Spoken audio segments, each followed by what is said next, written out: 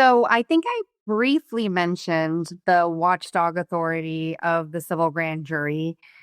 And the civil grand jury as a body is really well suited to this investigatory role of local government because it's independent, totally operationally separate from the entities and officials that investigate. So the civil grand jury does these fact-finding investigations related to local government, and those are conducted under the auspices of the Superior Court. But the court doesn't even mandate or encourage specific investigations. The court does not have our thumb on the scale in any way when it comes on what the grand jury decides to do. Hello, everyone, and welcome to Only in Santa Clara County, a podcast dedicated to democratizing the process of civic participation in local government. This podcast is produced by the Dreaming Collaborative, a civic nonprofit working at the intersection of culture, technology, and civic life to transform the practice of democracy in local government. My name is Alina Yin, and I will be your host. Welcome back, everybody, to our special series on the Santa Clara County Civil Grand Jury. The Civil Grand Jury is an investigative body created for the protection of society and the enforcement of the law. The Civil Grand Jury consists of 19 citizens who are volunteering from all over Santa Clara County for a one-year term of public service. As a member of the panel, they play a vital role in holding local government entities accountable, ensuring the public institutions operate fairly, transparently, and in the best interest of the people they serve. For the best listening experience, I do suggest you start at the beginning of the series, which starts with episode 17, where we speak to the Honorable Judge Emity as she guides us on the basics of the judicial branch and gives us an introduction into the civil grand jury. We also cover a brief history of the civil grand juries in the United States. And in this episode, we will be taking a deep dive into how the civil grand jury works with Deputy Manager for the civil grand jury, Britney Huelbig. And before we get to our interview, if you have been enjoying the series, the podcast as a whole, consider giving us a like, a comment, a written review. It really does help our show reach new audiences. And now on to our interview. So my name is Britney Huelbig. I am very happy to be here today. I do currently serve as the deputy manager for the civil grand jury with the Superior Court of California, County of Santa Clara. So, Britney, how did you come into this line of work? Well, so I was finishing my bachelor's degree at Cal Poly, and I had a professor who suggested looking into this program called the Capital Fellows Program. They place undergraduate students at offices in superior courts and with the Judicial Council of California. So I was fortunate to be accepted to that and spent roughly a year attending those seminars and working at Stanislaus County Superior Court. I'd been toying with the idea of going to law school and just found that working in the court system was such a good fit for me. The judicial branch's mission just really clicked. Lots of exciting opportunities to be engaged with public policy, community outreach, equal access. So after that fellowship, I applied for Santa Clara County Superior Court, and I've been here for about 13 years now. Congratulations. That is quite a feat. And that is something that I do hear and find a lot in trying to understand local government is meeting people who've been with the government for decades and longer. And so I see and meet a lot of people with dedication to community service. So thank you for your service. You are so kind. It's truly an honor. And I agree that there are so many public servants who, once we get in, we're just really thrilled with the opportunity to serve the community. Mm-hmm. I also like, that you shared that you were thinking of going to law school and becoming a lawyer, but then through this fellowship, you found other avenues to also create change and serve your community. And that is definitely something that I come across a lot with because I think most people feel the only way to make change in a community is to run for office. And while, yes, we do need a lot more diversity of people running for office, but it's not the only avenue. And there's a lot of different avenues like the one that we're going to get into today. And so we're here to talk about the civil grand jury. And before we get started, I wanted to let's start with structure. Like, what is a civil grand jury within the judicial branch? Absolutely. So in California, every superior court does convene a grand jury on an annual basis. It's actually called for in our Constitution. And so the structure and administration of this may vary by county, but we're here to talk about Santa Clara County. And so we do have two separate processes in Santa Clara County for the civil versus criminal grand jury functions. Do you mind if I just speak a little bit about the criminal grand jury so that we can have a shared understanding of what that looks like? Yes, definitely. We should definitely know the difference because I myself, struggle with that. Oh, absolutely. And I think that it's common to hear grand jury and just kind of merge the two. But separately, the criminal grand jury is selected at random from a list of trial jurors for all cases in the county. So this is the same process as when you or I would receive a jury summons in the mail. The criminal grand jury really focuses on evidence presented by the district attorney's office and determines if there's probable cause to believe that and determines if there's probable cause to believe that a person has committed a crime. So if 12 criminal grand jurors agree, the criminal grand jury will find an indictment. Okay. And then for those who are not aware, can you define what is an indictment? An indictment is when a criminal grand jury finds that there is probable cause for a crime. So it's a formal accusation or charge of a crime. Okay. So it's kind of similar to how we understand like a felony and a misdemeanor, or is it a little bit different? So an indictment basically gives an accused party the formal notice that they are believed to have committed a crime. Okay. And then it can proceed to trial. So when you think of a misdemeanor or a felony, those are classifications in the penal code. And those are separate terms that can be punishable in different ways. Like a misdemeanor is less serious than a felony. A misdemeanor typically has less than 12 months in a county facility as a punishment, whereas a felony is the more serious charge. An indictment is when a grand jury has issued criminal charges. Mm-hmm. So they have found that there is probable cause that an individual committed a crime. Just so I can correctly have it stored in my brain. It is still, so an indictment is still a charge, or it's proof. Like, we've done the investigation, we've looked at all the public records or this or that, and we have found probable cause.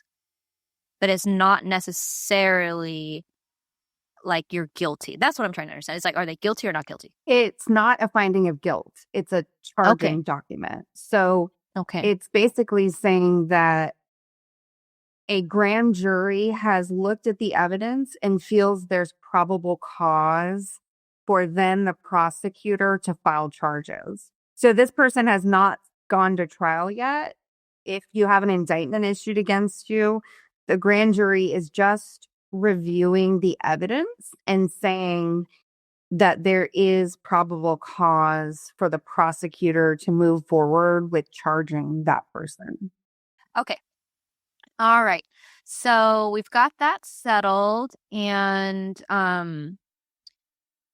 so I interrupted you, but the indictment. So from indictment forward, if you want to carry on with your thought with like the structure of the civil grand jury. Yeah. So the civil grand jury, on the other hand, is an investigative body. And the civil grand jury makes recommendations to improve systems, procedures, methods of operation of local government. So the civil grand jury is reviewing complaints submitted by the public about county programs and agencies or allegations of willful misconduct in office by public officials. Okay.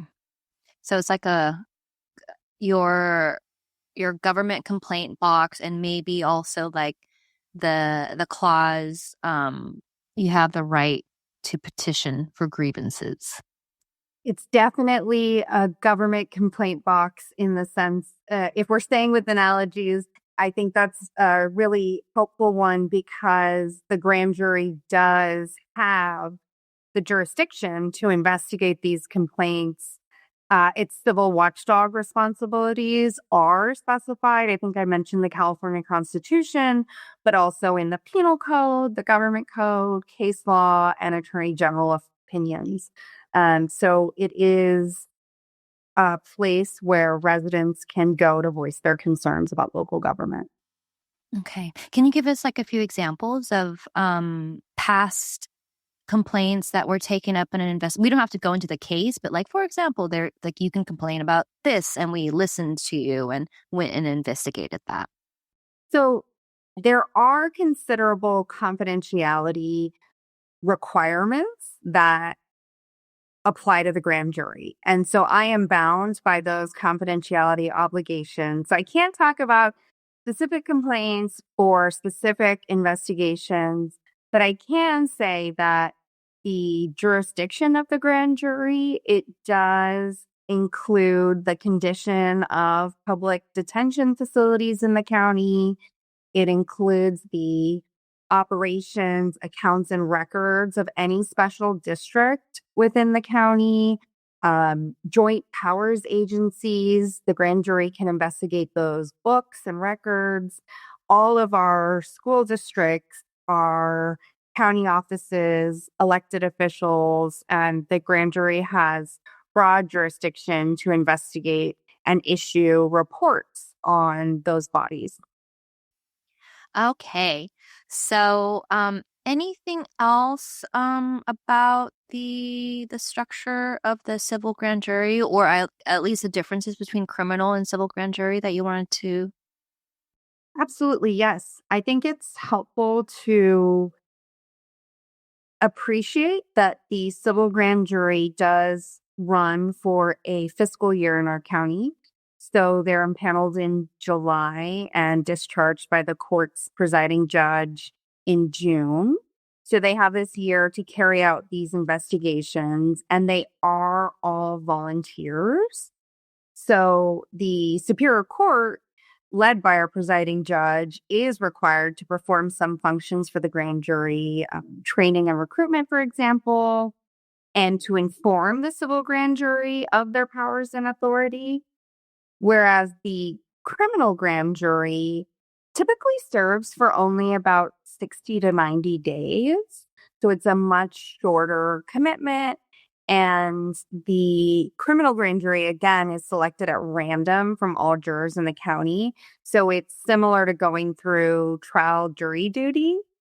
It's just a really big difference because in the civil grand jury world, you can raise your hand and say, I want to get involved in a meaningful way and become this part of our judicial branch of government, and can be really impactful in that service.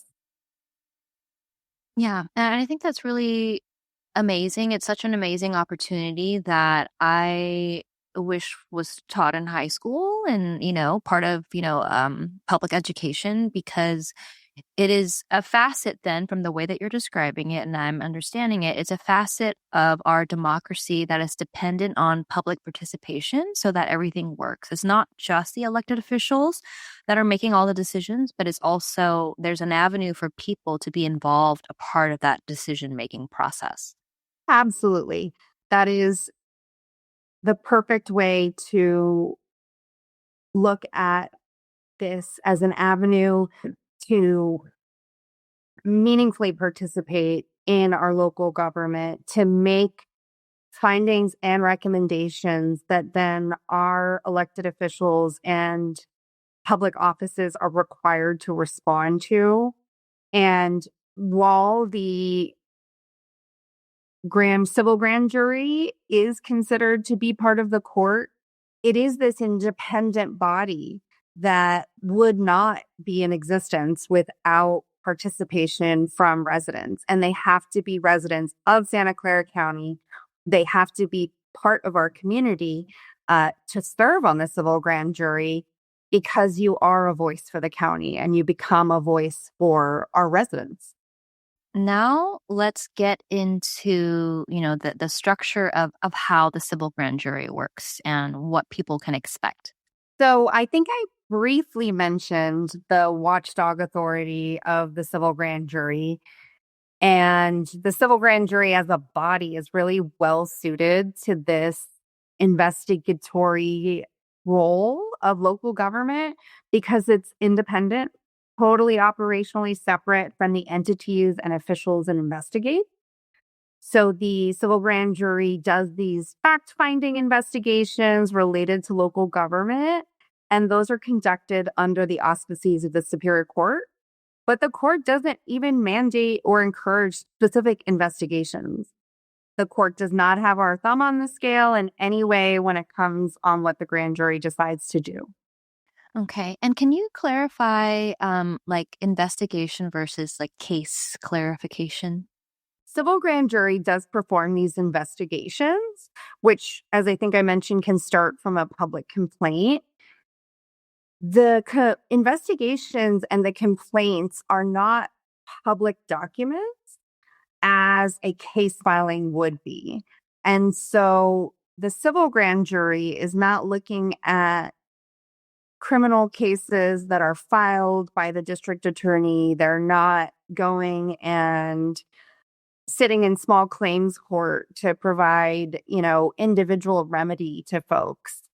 Those are cases that are being heard under the jurisdiction of the Superior Court, and a judicial officer is overseeing that case flow.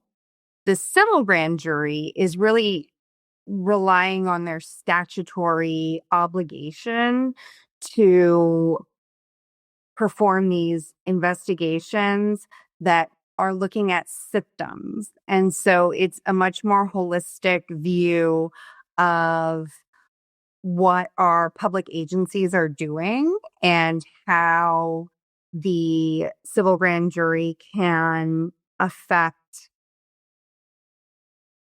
the governance in our county. Okay. So it goes back to what you were saying about the criminal grand jury and the civil grand jury. And so we're not, as a civil grand jury, you're not here to investigate your fellow citizens, but you are here to listen to your fellow citizens and their concerns or complaints about government processes. Absolutely. That is definitely it. A civil grand jury is not reviewing active cases against individuals that are filed in the Superior Court. They are listening to the county and what is important to its residents. Okay. And then what's next after the investigation? Well, so in the course of the investigation, the civil grand jury does perform interviews, there are site visits, they do their fact finding, and they do benefit from legal advice. So the civil grand jury does receive advice from the court and the Office of the County Counsel. And while the grand jury may seek advice, the court and the county counsel's office are really just ensuring that the grand jury has the tools that it needs to do their job and are operating within the law. And so the grand jury will spend a considerable amount of time on that investigation. And then they come together and write a report. And a question I often get, Alina, is that who writes the reports? And I love to be able to say, you look around the table at your 19 fellow jurors and you are doing the writing, because they are taking their facts, they are taking the information they've gathered and putting pen to paper to issue those final reports. Okay. So maybe this is a good place to also drill down a little bit more on what you just shared about like what is the so now you've applied, you've been selected, what can you expect a day in the life or a year in the life of a juror? You can expect a lot of excitement. Working as a civil grand juror has various responsibilities, so it can look very different for each individual and for every day. Much of the work of the civil grand jury is self-directed. So, for example, one juror may want to volunteer to do things like set up site visits or the mandatory inspections of jails, while another juror prefers to focus on analyzing data that they've received from a records request. So, it's self directed and can really leverage the skills of all 19 members in that way that they can organize and divide the work. That said, much of the consensus building and information gathering is decided on in their confidential meetings. So they'll have plenary or full body meetings and then smaller investigative committees that are formed by the panel. What's the difference between plenary and full body meetings? It's the same thing. So a plenary is just when the whole body comes together. Got it. Got it. Okay. And are they typically, can they possibly be investigating several cases or do they normally work on like the max is 3 or something like that? That's a great question. So the court and the law does not mandate or require that the civil grand jury work on a minimum or maximum number of cases.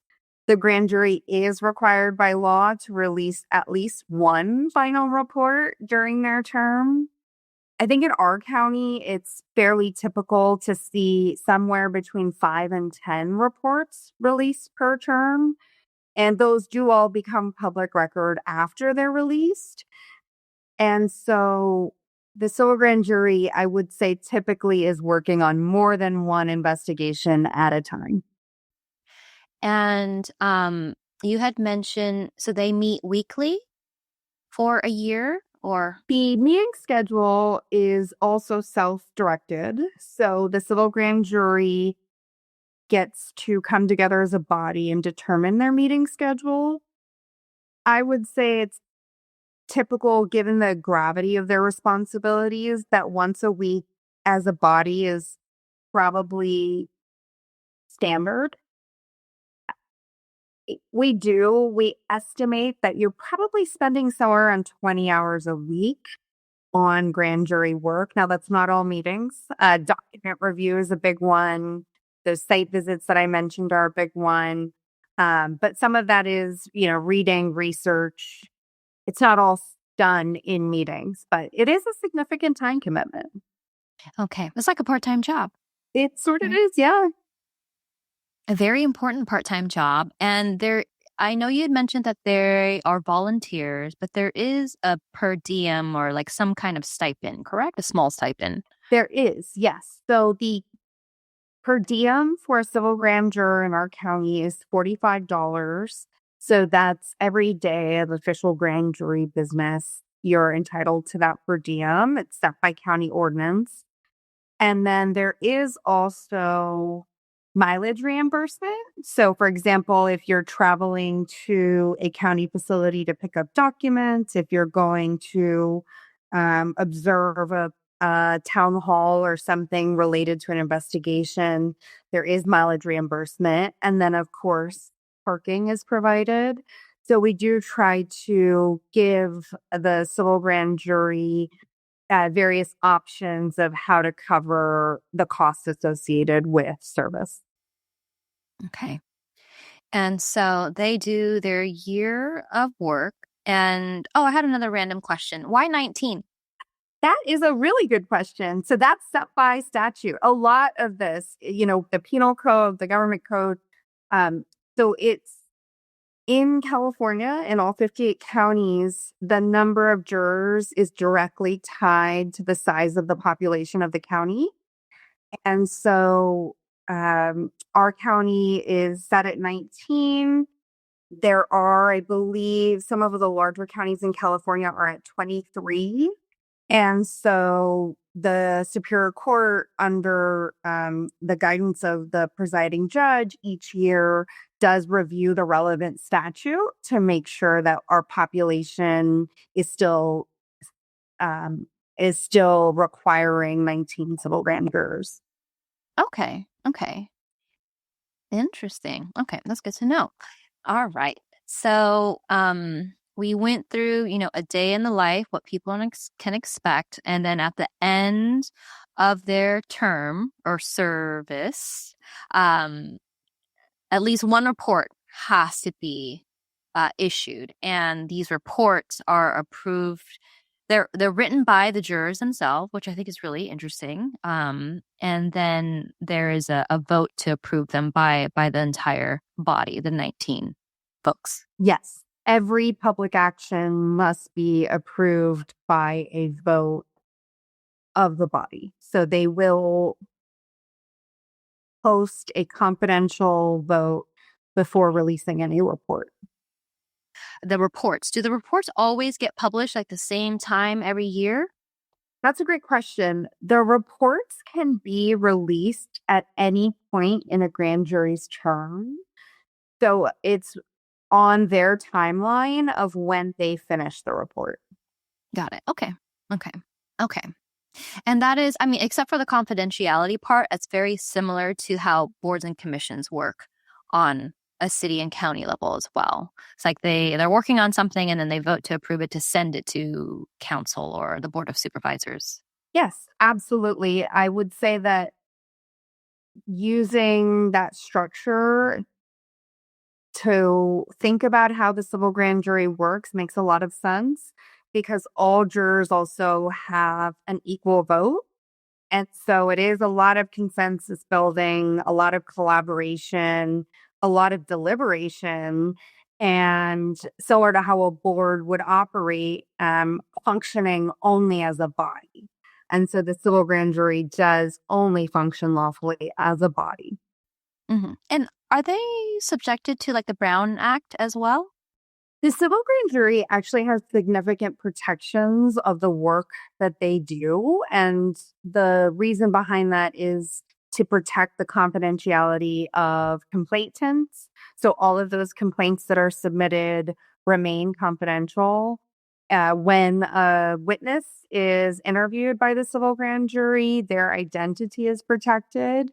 And so the civil grand jury is not subject to the California Public Records Act. They are not subject to document requests that would come in for things like their meeting minutes or their investigation files.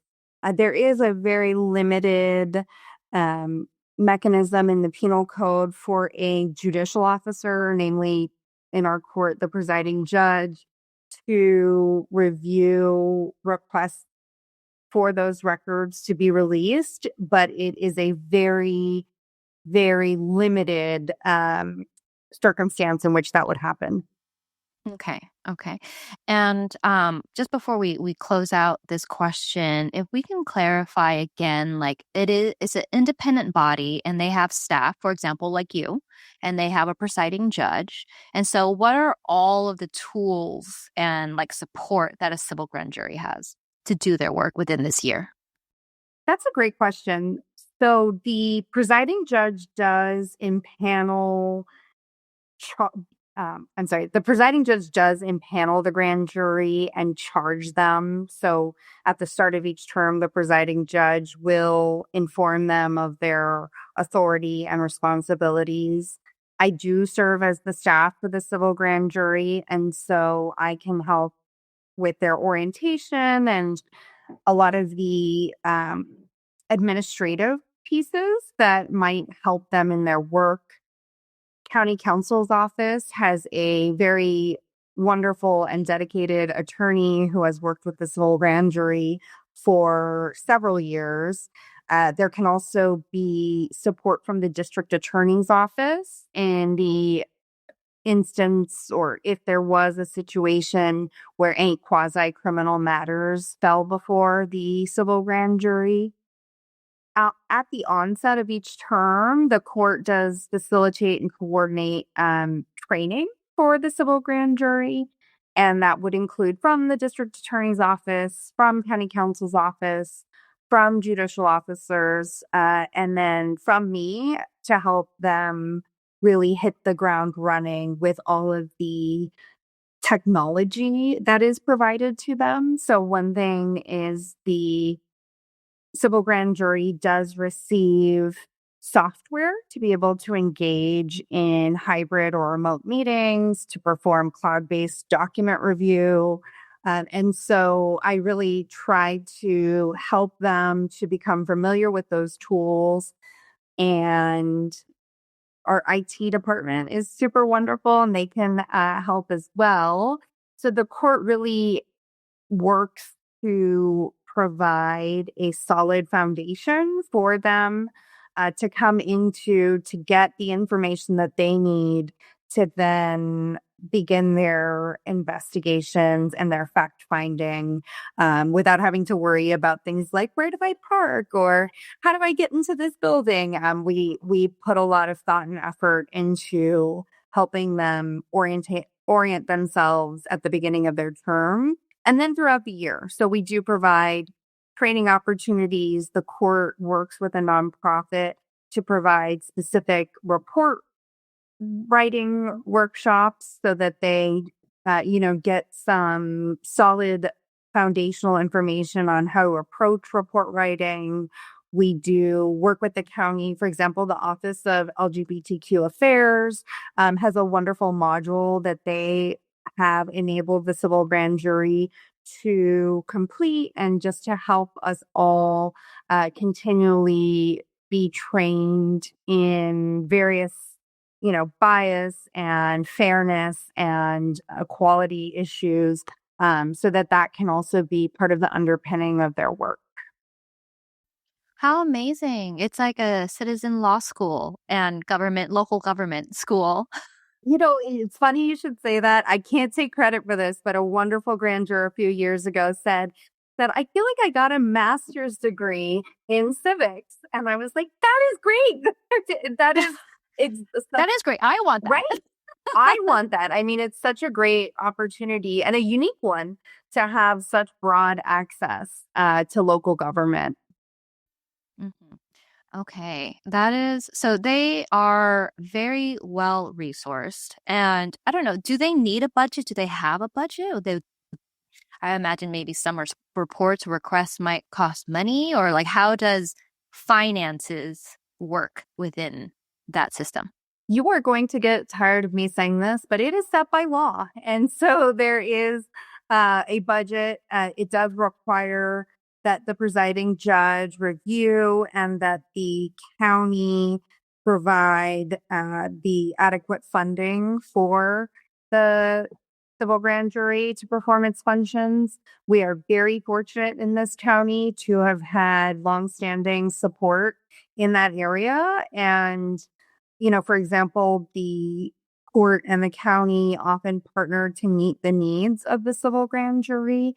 But again, that's one of my roles, is to separate the civil grand jury from needing to worry about those things, and from being able to focus on their investigations and just making sure that their supplies are ordered, that they have the tools that they need to focus on their mandate. And so there is a budget. It is reviewed and approved by the County Board of Supervisors. And we, the court, then execute the support and provision of services under that. And again, eligibility for service is governed by California law. So the penal code does require, and I'm going to list them off here if that's okay.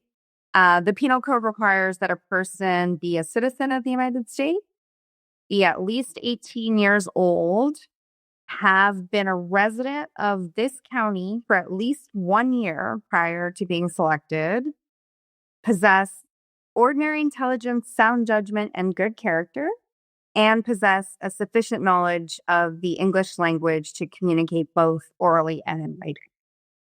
Okay. And is there what is the process like for applying? So you would apply, is there like an interview or how, because you do not start until June, correct? You are impaneled, you go through the random selection in June, and then the term starts July 1. Okay, July. And impaneled means, is it kind of like you're officially on the panel, you take the oath, kind of like when we bring in a commissioner or board member to take the oath? Exactly. Yes. So that's when your term officially starts.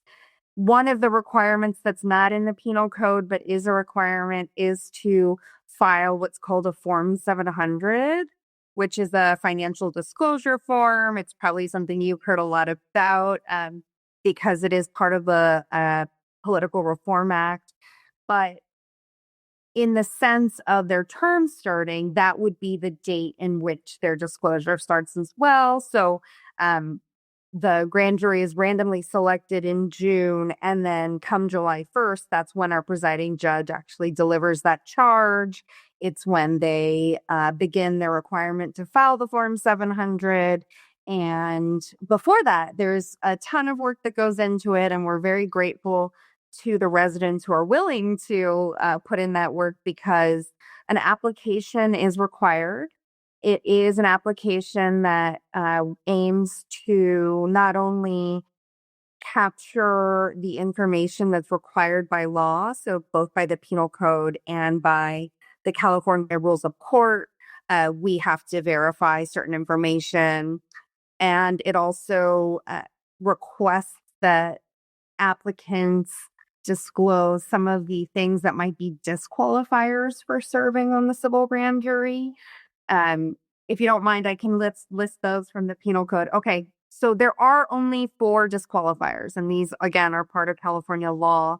But a person is ineligible to serve as a grand juror if they're currently serving as a trial juror in any state court, if they've been discharged from a grand jury within the preceding year, if they've been convicted of a malfeasance in office, a felony, or any other high crime, or are actively serving as an elected public officer.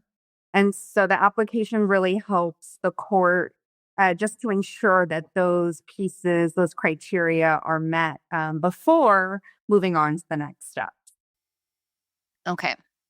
That's good to know, very clear. And we will also have all of this listed in our show notes as well. And so now we went to selection criteria. So who should join? I really mean it. All civic-minded persons who want to give back to their communities, who want to collaborate with a diverse group of like-minded persons, who want to evaluate the operations of local government agencies, and who want to develop practical and innovative solutions and recommendations. I really feel strongly that grand jurors need to come from all walks of life. We need a broad range of interests, talents, life experiences. Of course, it's something that, despite all of those wonderful pieces, these people will share a dedication to the democratic ideals and this process of civic importance. So we really, really do. I wasn't being in jest that everyone should apply. All qualified persons really are encouraged to do so. Okay. And is there any like when you were saying that another grand juror had shared that they felt like they got a master's in civics. And so for the younger crowd, 18, maybe would you recommend, like, if you want to go into law, or if you want to go into a higher elected office, or if you want to go on a school board, or, various places people can go, is this a good place to start for those who are considering different career paths? I absolutely think that is great experience for research, data collection, data analysis, writing, collaborating with multidisciplinary teams, and really coming to learn, understand, and appreciate how larger government organizations, actually, I should say how all size government organizations work. So it is a great jumping off point for anyone. But since you mentioned it, I really do have to say that, last year we saw that only 9% of applicants were under the age of 35. And so the court really encourages that if you're considering it, if you think that if you think you're too young, too inexperienced, that is not the case. We want all perspectives. We need all perspectives. A conversation can only be as rich as the voices around the table. And to enrich that conversation, we need every age group, every demographic that we can to be represented. And the presiding judge can only impanel a jury from those who apply. So we need you to apply in order to achieve that really rich jury pool. Okay. And so you mentioned, the 9%. Can we talk a little bit more about the data of typically how many applications do you receive and what other demographics are typically represented already? Not that those people should not apply, but just so that we can see where, for example, when you said 9% under 35, that's definitely, can I say that's an aim for, the courts, they are always looking to diversify their pool. Absolutely. We do review the data from recruitment efforts with the continuous goal of diversifying and reflecting the community we serve. And so, for example, we've made efforts to engage with local community colleges and universities. A few years ago, we started an Instagram to really connect via social media, just seeing that other agencies have had success in getting the word out via those platforms. In terms of how many applications, it does vary from year to year. I'll be honest, we saw a spike in applications right after the onset of the COVID-19 pandemic. We went from an average of somewhere around 50 applications per year to doubling that. And so in evaluating that increase, we really sought input and feedback from applicants who cited the implementation of remote work to enable their participation. And so even as a lot of the restrictions have been lifted, we remain committed to providing flexibility for grand jurors. So, again, I said remote and hybrid options are available, and really we're looking at how to eliminate barriers that could keep others from serving, things like childcare, transportation, etc. We did talk about selection criteria, and I had forgot to ask. So how are they selected? Is there a panel selection committee, or is it just the presiding judge, or who is part of the selection process? Yeah, so there's, aside from the application, the presiding judge does individually interview each applicant. And part of that is to talk about some of the training that is required to ensure that the applicant is able to commit the amount of time needed to perform these duties. Because the civil grand jury has a limit by law on the number of jurors and alternates, we really, it's important for those selected to understand that this is a significant time commitment. And so that interview is really designed to be a comfortable experience, to be a conversation, but also to talk about some of those required pieces. And then there is a background check. And so all members of the civil grand jury go through, all applicants to the civil grand jury go through a background check with the full live scan DRJ process. And after that, there is actually a random selection. And so there is a public ceremony. So you're invited, your listeners are invited. We love to see community participation in the ceremony because it is random. Mm-hmm. Announced at the ceremony. Oh, yeah. There's... Oh, wow. How did I miss that part? No, so it's, I love this. They pull out one of the historical jury drums. So it kind of looks like a big bingo ball machine. And the names of the candidates who've completed all of those wonderful pieces go into it. And again, governed by California law, even how you do this process, we have to follow pretty strict requirements. But during the ceremony, the names are put in and the drum is spinning. Yeah. And the names that come out, the first 19, less any holdovers, but the first 19 individuals who come out and are then called upon to be the panel and sworn in, it's done right then and there. So you do show up if you're an applicant, and you don't know if you're going to be selected until that random process is completed. Oh my gosh, how exciting. Yes, I think so. So then the judge interview is really about making sure you understand what you might be committing to and that your application is fully completed. Right. Yes. Okay. And then once that's qualified, you go into the drum. After the background check, which is definitely an important part. But yes, then you go into the drum.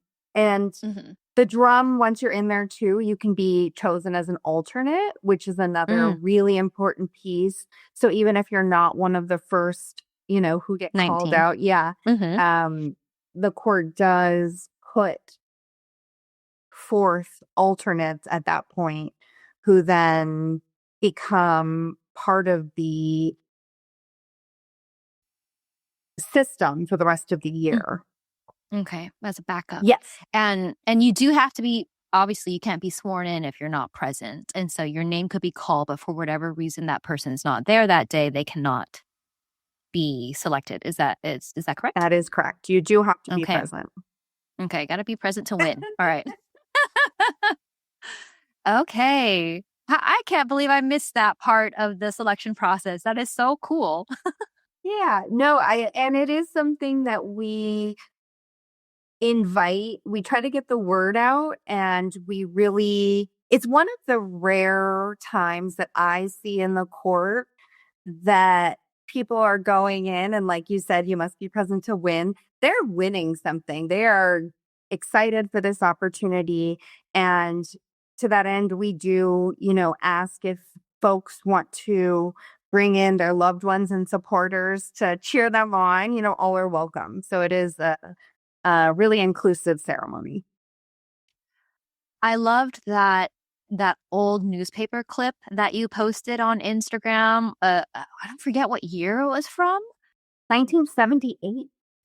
1978. And I wish that the news still covered that kind of stuff, because I wish like all newspapers had a section for like what would you call them? Public servants and boards and commissions, specifically boards, commissions, and civil grand jury. All those volunteer positions.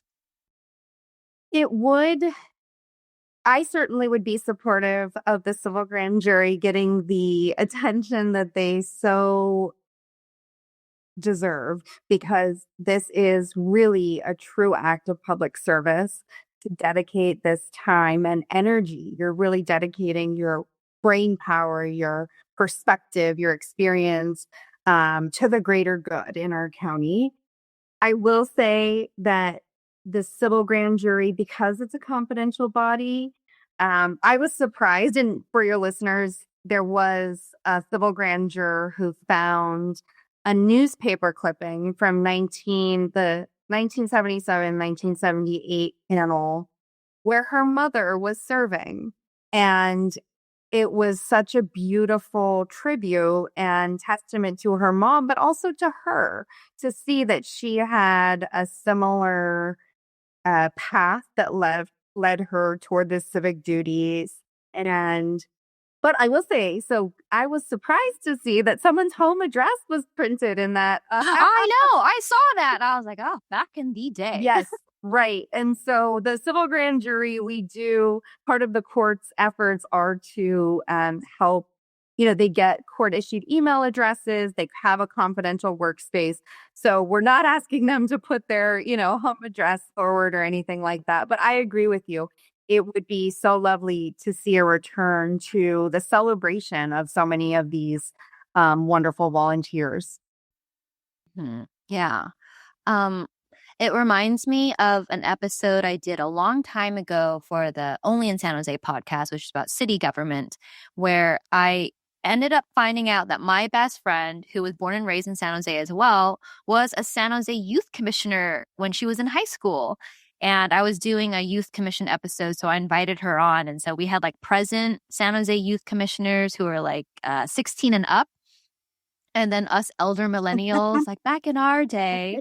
And also noticing that there's not a huge difference between the concerns of youth back when she was in high school to the concerns of youth today. I mean, there's definitely some big differences, but having a voice in the local government process has always been important.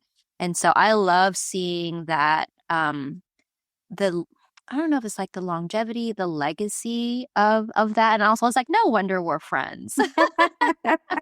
Well, and what a cool way to bring the current and past youth commissioners together.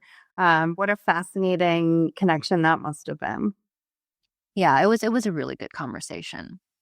Okay, so we're wrapping up now. We're towards the end, so we're gonna go over some logistics of what and where are the available resources people can go to learn more.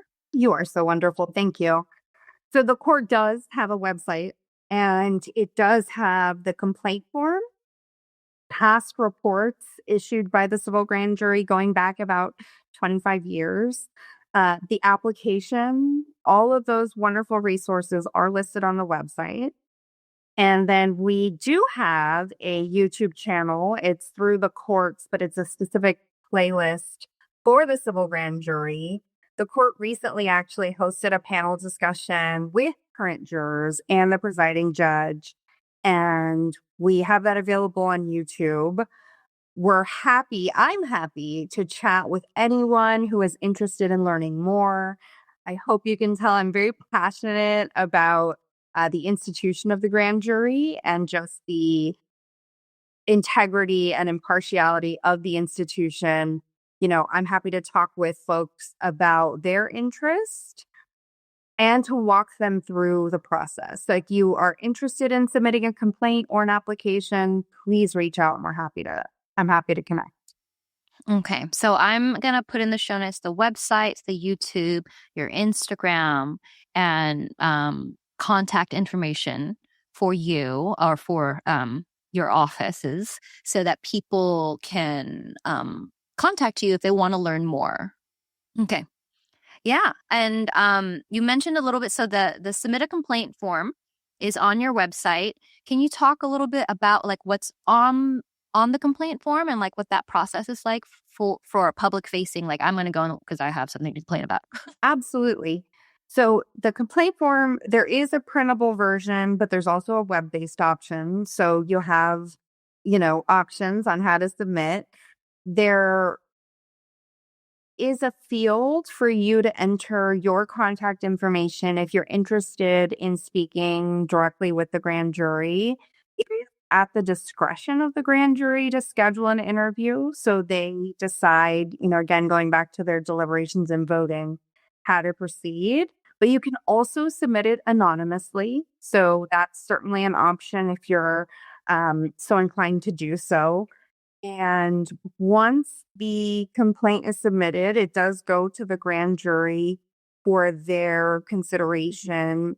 All of the complaint forms are kept entirely separate from all court case filings. So they're completely confidential. The process is designed to have a wall really around the civil grand jury. And so they'll get your information and it's confidential from there how they decide to proceed, but it could be the basis of a final report.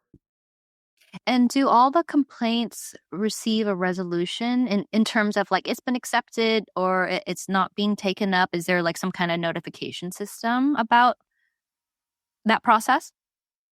So this, again, I hate to punt a question, but it is confidential just in terms of what the grand jury decides. So it's at their discretion. So the grand jury can say, we are going to investigate this complaint, but we're not going to talk to this person. They can say, we're not going to investigate this complaint because it's not in our jurisdiction, and we're going to tell them that. So they have different options, and it really just depends on the circumstances. Okay. But people at least, I mean, I'm assuming you get something that says, oh, your complaint has been received and filed. Yes. Okay. We do confirm receipt. Okay. All right. So that is good to know for people who have a complaint, just in case you don't hear anything back. It doesn't mean, it might not mean anything. It could still be ongoing, but it's that kind of process. Like you submit it and then you leave it to the hands that have been selected to work on it. Yes. And they do review all complaints received. So please be assured that it is considered with careful and passionate people. All right. Okay. So last question now, which is the last call to action on like why people should care and why people should consider applying. So it is an important cornerstone of our judicial process. And in Santa Clara County, we are fortunate to have a history of civil grand jury members who have entered into this service with pride and with diligence and have done important work. And to continue that, we need passionate folks who are willing to come in and be part of promoting government accountability. So it's a unique privilege and also a responsibility. I think that anyone who's interested in really being part of fairness, transparency, and working in the best interest of our community will be a great fit, that they should care, that they should be interested, and it can't be done without you. So the time is now, the recruitment is open, and I really would look forward to speaking to anyone who feels they are ready to make a meaningful difference. Mm-hmm. Okay, great. That is wonderful. And that wraps up our conversation. Thank you so much for your time and all of the, back and forth and educating me and providing me with resources as I attempt to like go into this other arena of more, what are all the services in Santa Clara County, and our judicial branch is definitely one of them. And it's definitely one of the scarier ones or lesser known facets of our democracy that I really am excited to introduce people to. Well, thank you for the work that you are doing to help our community. Civics engagement and civics education is so important. And we're not scary, and I hope I haven't scared anyone. But if anything, I'm really grateful to you and to Only in Santa Clara County as a podcast for helping connect our institutions with the people they serve. So thank you. All right, folks, that's it for this episode. Thank you for joining us, and stay tuned for our next episode where we will be speaking directly with past jurors as they share firsthand experience of their time serving on the civil grand jury. The Only in Santa Clara podcast is produced by the Dreaming Collaborative, a civic nonprofit working at the intersection of culture, technology, and civic life to transform the practice of democracy in local government. You can support our work with a tax-deductible donation and/or consider volunteering if you enjoy learning about local government. You can check out our other podcast, Only in San Jose, if you're interested in learning about city government, and see our show notes for more details on how to volunteer or donate. Until next time.